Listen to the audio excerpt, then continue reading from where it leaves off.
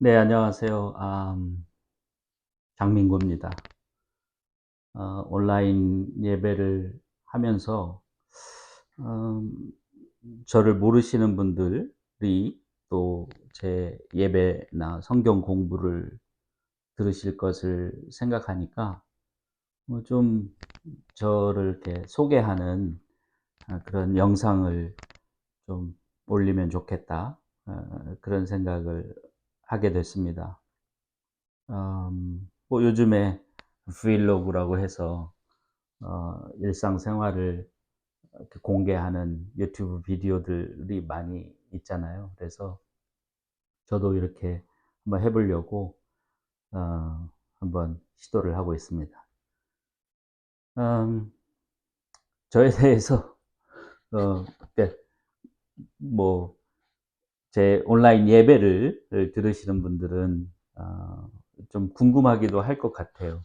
저를 아시는 분들이 현재로서는 몇 분 계시지만 온라인 예배를 같이 드리시는 분들 중에 뭐 일주일에 지금 현재는 한 아 30에서 많으면 한 5-60 명까지 이렇게 그 콘텐츠를 보시거나 또는 클릭을 하거나 이런 걸로 그 기록에 나오는데 아직 그 그렇게 뭐 아주 많은 분들은 아니지만 그래도 내가 누구의 어떤 사람의 설교를 듣고 어떤 사람으로부터 그런 성경 공부를 지금 하고 있는가 그거를 알면 좀 더 좋을 것 같다는 생각이 들었어요. 음, 저는 전라북도 전주에서 1967년도에 태어났습니다. 아주 그 가난한 농가에서 태어났어요. 저희 아버지 어머니가 이제 열심히 농사를 지어서 저희 5남매를 키우셨습니다. 저희 5남매는 지금 제일 큰 형은 저보다 9살 위이신데, 그 베트남에서 선교사로 일하시는 목사님이시고, 어, 그 밑에 3살 아래, 그러니까 저보다 6살 위에 누님 두 분이 계신데, 쌍둥이에요. 두 분 다 간호사, 아, registered nurse죠. 그러니까 미국에서는 RN이라고 하고 하는데, 음, 미국에 오셨어요. 어, 그 중에 쌍둥이 누나 중에 작은 누나는 제 기억에 1986년인가 7년에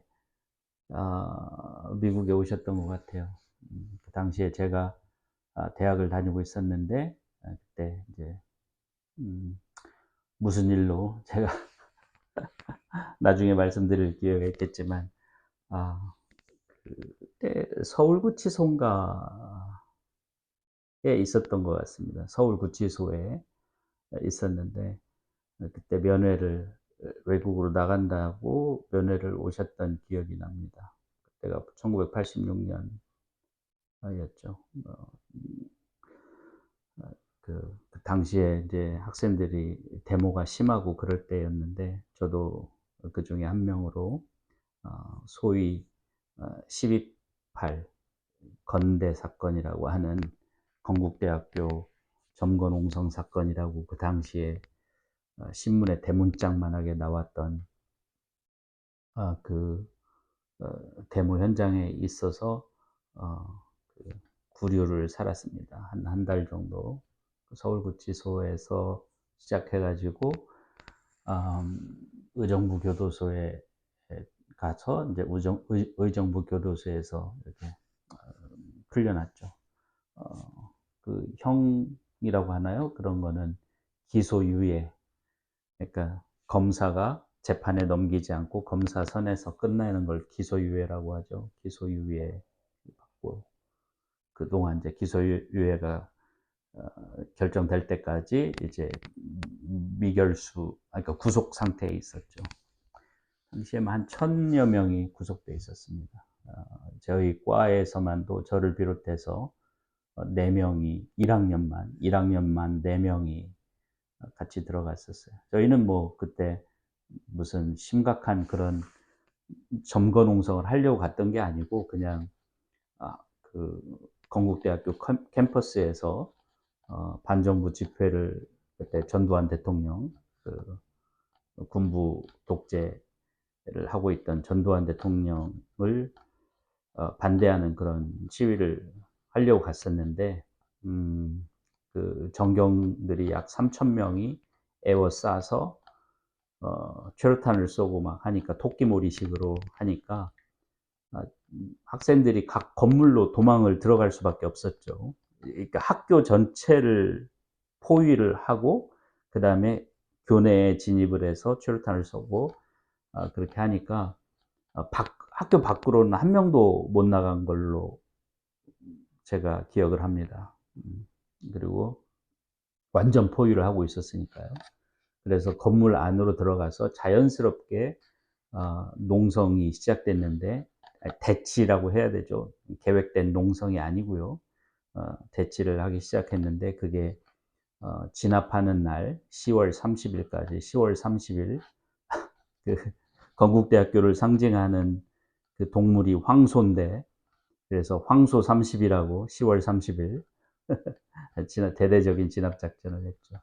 뭐 나중에 이것도 자세히 얘기할 만한 재미있는 이야기거리인데 하여튼 그때 진압 당할 때 저희 과에서 갔던 4명, 1학년 학생 4명이 사경을 넘었죠. 사선을 넘어서 결국은 다 붙잡혀가지고 그렇게 학교에서는 정학 처분으로 다 뭐라고 합니까? 그 W로 표시되는 그러니까 수강 취소.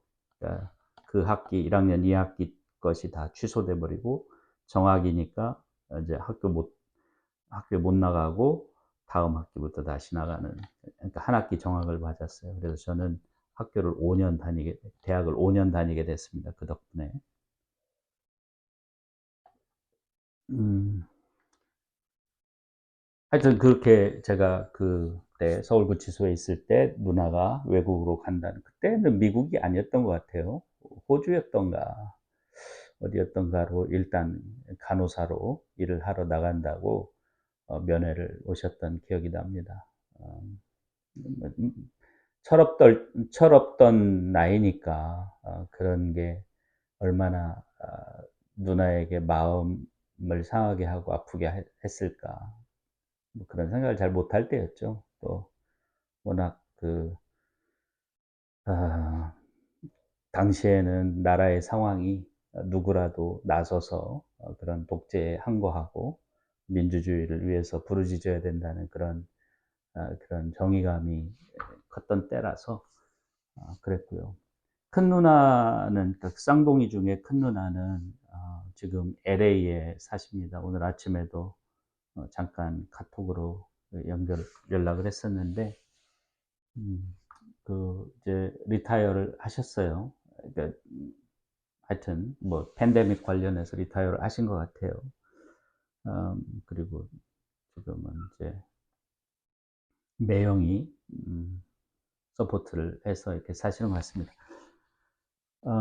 매형도 뭐 미국에 오실 때 신앙적인 이유로 오셨기 때문에 그 작은 누나네 가족도 부부도 신앙적인 이유로 미국에 오셨고 기독교. 네. 그다음에 우리 큰 누나네 가족도 기독교의 신앙적인 이유로 미국에 오셨어요. 그래서 이제 매형은 그 큰 누나의 매형은 우리 베드로 형님은 그 미국에서 신학을 공부해 가지고 목사 안수를 받으셨고 그렇습니다. 그 다음에 이제 우리 작은 형님이 계신데 정말 헌신적이고 희생적인 그런 우리 오남매 중에 그 작은 형이 사실 안 계시면 우리가 이렇게 외국에서 편안하게 마음 편하게 지낼 수 없죠. 왜냐하면 노부모님이 계시니까. 물론 우리 아버지는 2013년에 돌아가셨습니다. 2013년 제 기억에 2월 29일인가 3월 29일인가 예, 3월 29일이네요. 3월 29일, 30일. 우리 여기는 3월 30일이었고 한국은 여기 미국은 29일이었는데 하여튼 그때 불의의 교통사고로 음, 뭐 거의 즉사하시다시피 하셔서 돌아가셨고 당시 연세가 82이셨으니까 이게 뭐 not bad. 네, 이렇게 아쉬운 나이는 아니었다고 생각을 합니다. 근데 이제 어머니가 계시니까 우리 그 작은 형이 지금 그 본가 집에서 우리가 어렸을 때 자랐던 그 집에서 이제 어, 모시고 사시죠. 지금 어머니가 어, 전에 임플란트를 했던 그 이빨 뿌리에 염증이 생겨서 골수염이라고 하죠. 뼈에 염증이 생겨서 몇 년 동안 그게 아주 어, 안 좋아져서 올해 연세가 88이신데 전신 마취를 하고 메이저 수술을 큰 수술을 할 수밖에 없었어요. 그래서 8월 6일 날 수술을 하시고 이제 통화를 해봤는데 어, 또그 후유증으로 그러니까 수술 후유증인지 마취의 후유증인지 무슨 후유증인지는 모르겠지만 폐에 물이 차서 지금 입원 치료를 계속하고 계시다고 합니다. 어, 하여튼 우리 그래서 작은 형이 그렇게 형수와 함께 우리 어머니를 극진히 모시고 계십니다. 우리 형수님이 정말 효부 중에 효부시죠. 정말 우리 작은 형하고 형수가 없으면 아마 우리 남은 사남매가 이렇게 평안하게 외국에서 다 살 수는 없을 겁니다.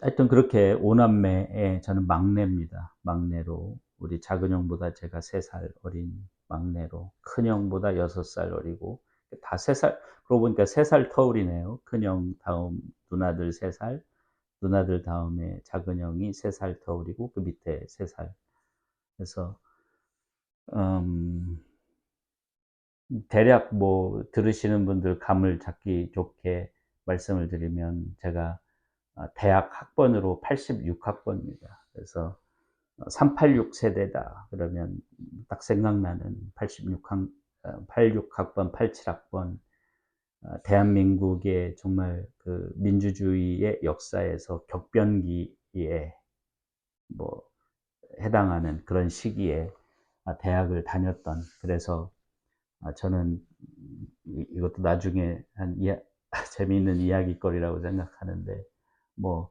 대학교 때 거의 공부를 하지 못했습니다. 그러니까 두 가지 이유로 저는 공부를 거의 하지 못했어요. 대학교 5년 다니는 동안 하나는 어, 그렇게 사회적인 환경 상황 때문에 공부를 거의 뭐 수업 자체를 거의 들어가지를 않았었고요. 그다음에 또 하나는 가난해서입니다. 오늘은 그래서 제가 가정 환경에 대해서 조금 말씀을 드리겠습니다. 어느 정도로 가난했냐면요. 음, 뭐, 물론, 다 상대적이죠. 뭐, 가난, 부자, 이런 거는 다 상대적이죠. 어떤 사람한테는, 어떤 사람들에 비하면 저희가 부자인 가정일 수도 있는 것이고, 어떤 사람에게 비하면 정말 뭐 극빈에 해당하는 그런 것일 수도 있는데, 저는 이제 제 자신이 느끼기에 상당히 극빈층이었다라고 이제 생각을 합니다. 어느 정도로 가난했냐면, 1980, 86년이죠. 85년에 제가 학력고사를 봅니다. 학력고사 세대예요. 그때 11과목인가 시험을 쳤던 기억이 납니다. 저는 이과를 지원했기 때문에 수학이 2개, 국어, 영어, 수학이 2개고 또 제2 외국어로 독일어를 했고요. 과학 과목은 화학, 지구과학, 물리, 생물까지 했었던가 기억이 나고요. 그다음에 국사가 있었죠. 국사가 있었고 한 가지가 더 있는데 11 과목인가 그랬어요. 예체능은 시험에 없었던 것 같고 국어, 영어, 수학 2개 그다음에 제2 외국어로 독일어를 했고요. 그다음에 음 과학 과목으로 그러니까 국사가 있었고 그다음에 과학 과목으로 뭐가 있습니까? 그러니까 물리, 지구과학, 화학, 생물까지는 기억이 나는데 한 가지 10 과목이었나? 어쨌든 그걸 학력고사로 봤어요. 학력고사 보고 음 제가 그러니까 뭐 자랑할 일은 다 지난 일이고 이제는 뭐 그 당시로부터 벌써 40년 가까이 흘렀으니까 그냥 뭐 담담하게 말씀을 드리는 건데 쪼끔 큰 일이 있었습니다. 고3 때. 저는 전라북도 전주시의 당시에 신생 학교들 중에 하나인 덕진고등학교라는 데를 다녔습니다. 신생 고등학교가 어디였냐면 남자 고등학교로는 상산고등학교, 요즘은 뭐 자립형 사립고라고 하나요? 자사고라고 하는 수학의 정석을 집필한 그 홍성대 씨가 이사장으로 이렇게 설립한 학교죠. 그게 인제 저희 학교하고 그리 멀지 않은 곳에 있었고 그다음에 동암고등학교라는 데가 또 있었어요. 여기도 인제 교육에 굉장히 큰 뜻을 품으신 어떤 분이 이렇게 가난하지만 만든 아니 가난하다는 게 다른 뜻이 아니고 큰 부자는 아니시지만 뭐 재벌이나 이런 분은 아니시지만 그 교육의 뜻이 있어서 이렇게 학교를 만들었다고 얘기를 들었습니다. 제 친구 하나도 그 학교를 다녔고 그다음에 또 덕진고가 있었는데 덕진중학교가 있던 그 재단에서 이제 고등학교를 만들었어요. 그런데 이 상산고라든지 동암고는 남자 학교들만 얘기한 겁니다. 여자 학교들도 있어요. 뭐 성은여고라든지 유일여고라든지 이런 데들이 새로 그 당시에 생겼었는데 성은여고는 재미있게도 덕진고등학교하고 담을 같이 담도 없어요. 그냥 언덕을 깎았는데 저희 학교가 위에 있고 그 학교가 밑에 있어서 이렇게 아래로 다 내려다 보이는 그런 데 있었습니다. 그러나 재단은 서로 다른 학교였었죠. 음. 어쨌든 그런 덕진고등학교를 다녔습니다. 근데 참고로 말씀드리면 덕진고등학교는 그 당시에 대여섯 개 되는 신생고등학교 중에서도 가장 학생들이 가기 싫어하는 학교였었습니다. 왜냐하면 어 이 제가 3 회인데 1회 선배들이 인가가 나기 전에 그러니까 고등학교로서 인가가 나기 전에 인가가 날 것을 기대하고 어 기부 입학을 한 분들이었어요. 그래서 기부 입학을 하다 보니까 좀 음 가정에 돈은 있지만 이렇게 별로 이렇게 학생으로서 모범적이지 않은 그런 분들이 많은 그런 분들이 그런 학년이었어요. 그래서 소위 말해서 조금 이렇게 좀 주먹도 쓰고 하는 그런 분들이 있었어요. 그래서 그게 소문이 나 가지고 그 덕진고등학교를 굉장히 회피했죠. 나머지 남자 학교들 중에 신생고등학교, 뭐 상산고등학교는 누구나 가고 싶은 학교였고요. 그때부터 또 벌써 전고보다도 더 전주고등학교보다도 훨씬 더 인기가 있는 학교였었고 동암고등학교도 그 이사장 되시는 분이 그렇게 교육에 특별한 뜻이 있는 그런 분이기 때문에 그렇게 나쁘지 않았던 걸로 저는 알고 있는데 어쨌든 덕진고등학교는 그래서 깡패 학교다라는 소문이 나서 들어가지 않으려고 했었죠. 저도 이제 평준화다 보니까 추첨으로 학교를 배정받았는데 그 학교를 바꾸서 울었던 기억이 납니다. 너무 억울해서 이렇게 눈물이 났던 기억이 납니다. 제가 고등학교를 들어가기 위해서 연합고사라는 걸 다 봤었죠. 중학교 3학년 때 연합고사라는 걸 봤는데 거의 만점, 그러니까 2개 틀리고 다 맞았었어요. 꽤 잘 본 건데, 물론 만점 맞은 사람들도 뭐 여러 적지 않게 있지만 많진 않아도 뭐 한두 명 있었지만 그래도 한두 개 틀리고, 그래서 좋은 학교에 갈 수 있는 그런 기대를 했는데 덕진고등학교에 떨어졌다. 또 덕진고등학교는 그 신생고등학교 중에 저희 집에서, 제가 그 당시 살던 집에서 가장 먼 곳에 있는 곳이었어요. 그래서 버스 타는 시간만 50분에서 55분 정도 걸렸습니다. 그러니까 그러니까 거의 종점에서 종점 바로 전까지, 이렇게 정거장까지 이렇게 통학을 해야 되는 학교였기 때문에 굉장히 마음이 좋지 않았죠. Anyway, 그래서 이제 그 덕진고등학교를 갔어요. 덕진고등학교를 갔는데 그 학생들이 좀 러프한 분들이 있다 보니까, 우리 한국말에서는 터프하다고 하는데 사실 러프하다고 하는 게 더 맞죠. 그러니까 하여튼 뭐 한국말로 터프하다고, 터프가이다 이런 말 할 때 사실 이제 영어로는 러프가 더 맞는 단어입니다.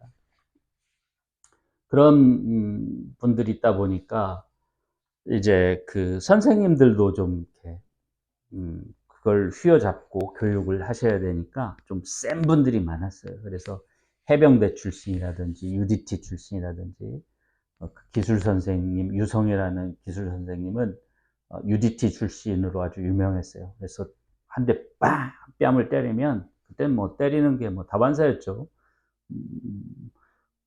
저도 이제 많이 맞았는데, 빡 때리면, 그분이 때리면 교탁 있는 데서 때리면 저 뒤에까지 그냥 밀려갈 정도로 그렇게 대단하신 분들이, 그런 쪽으로 대단하신 분들이 여럿 계셨었어요. 학생들이 이제 좀 선생님을 무서워하고 그래야 기강이 잡히고 그런 학교의 분위기가 잡히니까 그렇게 일부러 그런 분들을 채용하지 않았나, 이런 생각이 듭니다.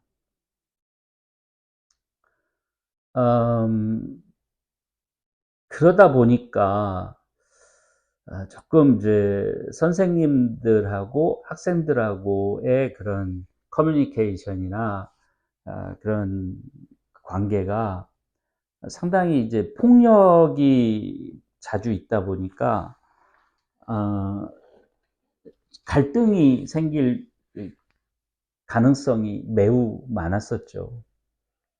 그런데 저도 참 안타깝게도 그런 갈등이 생겨서 어 정말 인생에 큰 어떤 변화가 생기게 되는 그런 계기가 생겼습니다. 그러니까 음 지금 생각해도 참 너무 어이가 없는데, 고 고1 겨울방학 때 저는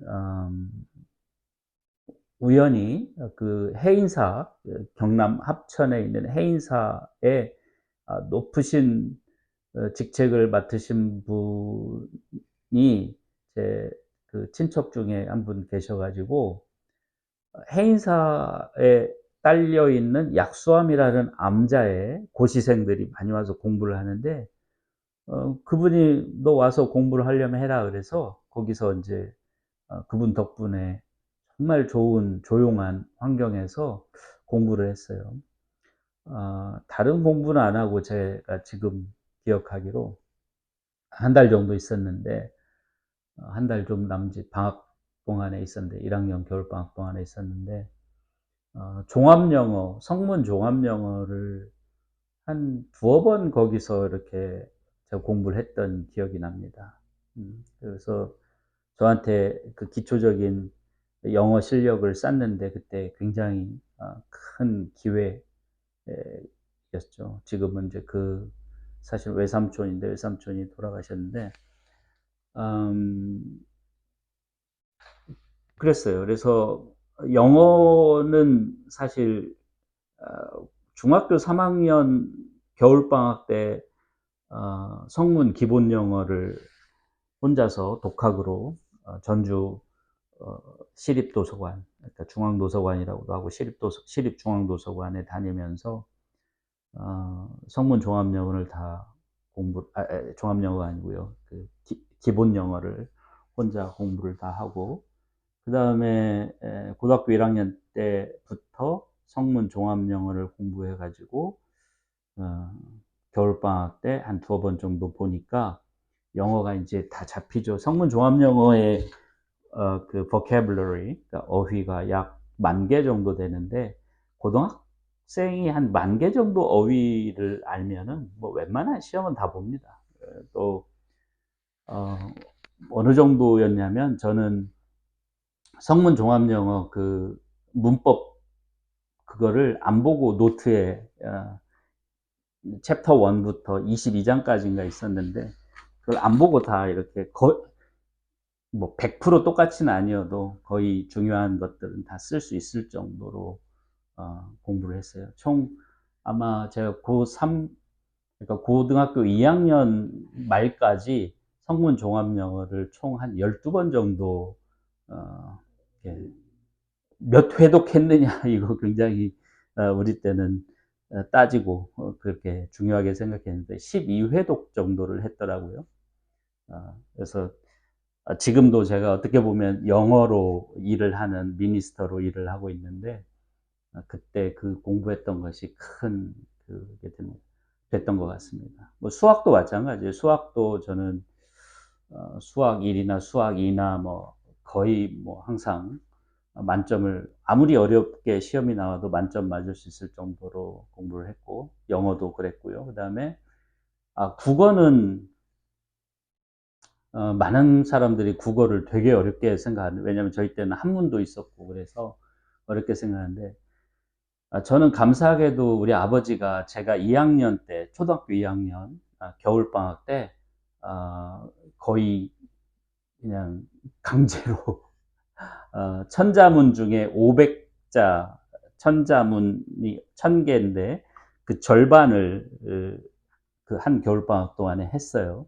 그러니까 글씨를 다 기억하진 못하지만 그 음과 뜻을 거의, 그때는 기억력이 좋을 때니까 거의 달달달 외우고 있었는데 그게 나중에 제 국어 실력에 엄청난 도움이 됐습니다. 그러니까 어떤 단어를, 웬만한 단어를 봐도 그 뜻이 파악이 되는 거예요. 그러니까 한문을 몰라도 이게 대충 그 문맥하고 그 소리하고를 조합해 보면 이게 무슨 한자에 무슨 한자가 있으니까 이게 무슨 뜻이겠구나.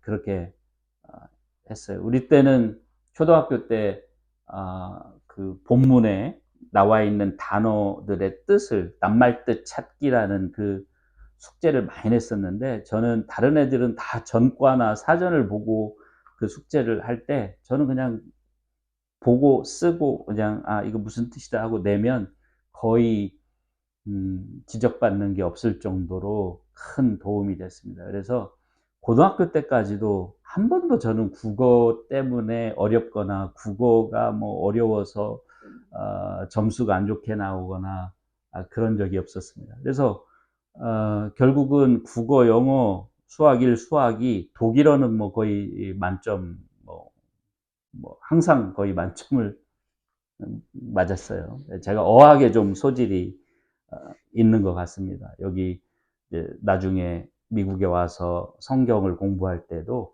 그리스어나 히브리어 그 성경 원어들을 공부할 때 다른 학생들에 비해서 조금 수월하게 공부를 했던 것 같습니다. 그래서 어쨌든 독일어까지 다른 학생들이 되게 어려워하는 과목들, 그러니까 고득점을 맞기 위해서 필수적으로 그냥 잘 맞아야 될 그런 과목들은 거의 뭐 만점을 맞을 수 있는 그런 준비가 돼 있었죠.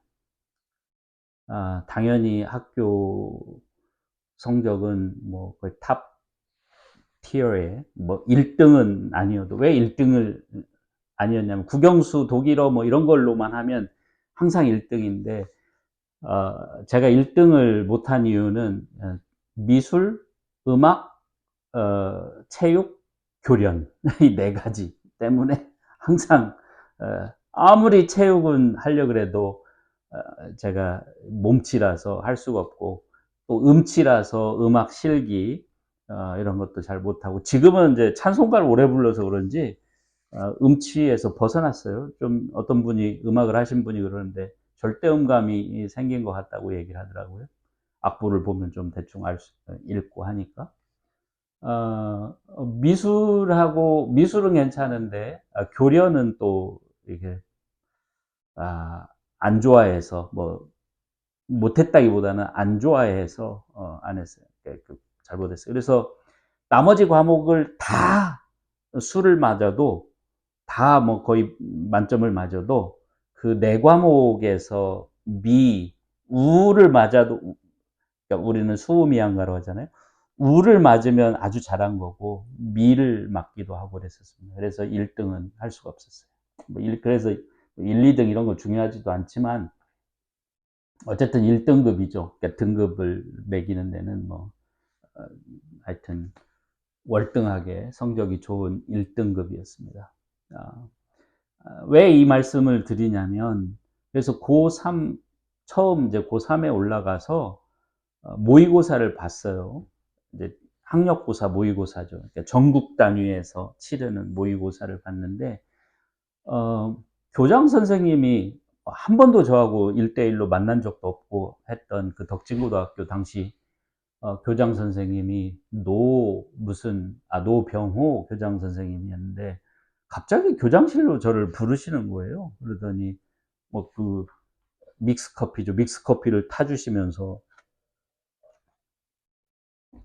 막 뭐라고 하시는데, 뭐 막 치얼업 하는 거죠. 인커리지를 해주시는데, 제가 전라북도에서 2등을 했답니다.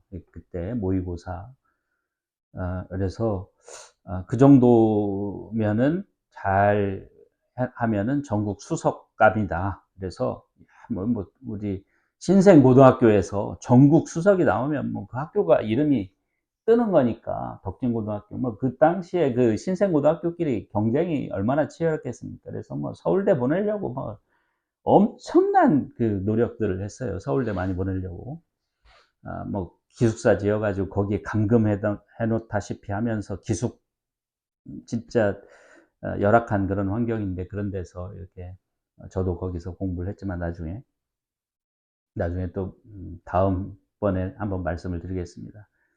그랬는데 어쨌든 그 정도로 첫 번 모의고사에서 엄청나게 좋은 성적을 거두고, 저도 이제 컨디션도 좋고 뭐 그런 기초 과목들이 탄탄하게 잡혀 있으니까, 나머지 이제 암기 과목만 하면, 과학 과목하고 뭐 그런 암기 과목들만 하면 정말 전국 수석 또는 뭐 학력고사 거의 만점 이런 것도 노려볼 수 있겠다, 이런 생각을 했었어요. 5월 달까지.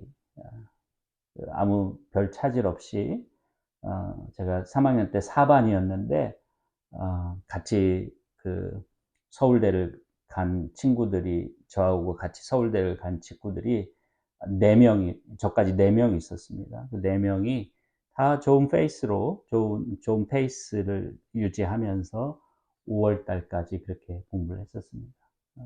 그런데 어떤 사건이 터져가지고, 정말 일생일대의 큰 인생에 이제 소용돌이가 시작됐다고 할까요? 폭풍이 시작됐다고 할까요? 그런 게 있습니다. 다음번에, 이번 말고 다음번에 그거에 대해서 계속 말씀을 드리겠습니다. 오늘은 여기까지 하겠습니다.